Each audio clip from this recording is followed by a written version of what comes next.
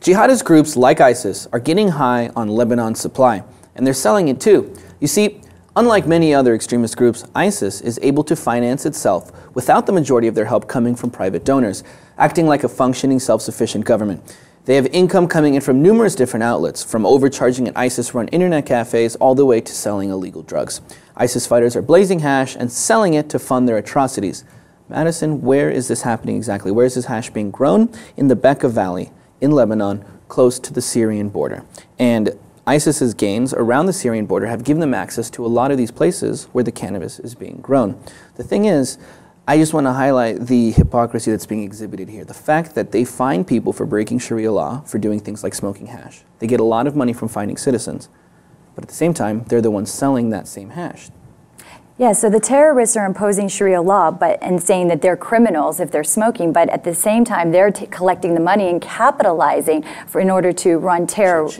Exactly, in this country. Where are they getting their money? It's been reported that $1 million has been with oil. They've been utilizing... A day, every day. They've been utilizing drugs. It also goes back to the analogy as if what's happening into the U.S., possibly with the DA and the corruption, that if they're confiscating drugs, are they using and selling those drugs? And does this become a government then if we don't have our law enforcers saying that abiding by these laws of that happen in the U.S. And the same thing is, does the government need to step in there against ISIS because they're really not following Sharia law if they're committing the crimes themselves? Well, no, because they're also cutting people's heads off. But wait a minute, you know, sales in electricity and gas to the Syrian government has been going on for a long time. So you mentioned it maybe being a government thing. It is.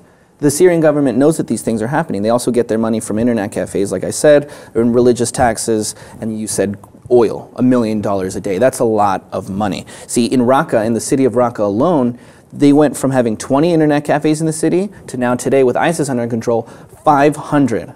That is a big source of their income, believe it or not. And the hypocrisy continues even when it comes to the defacing of the ancient sites in Syria and Iraq. You know, they're breaking these things down, these ancient statues, but then they're selling them to people in Europe.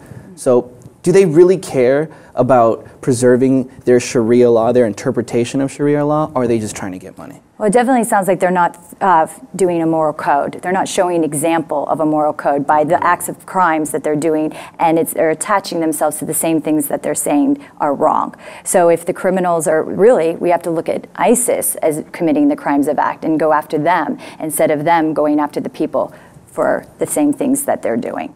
That's very true. Well, we want to know what you guys have to say.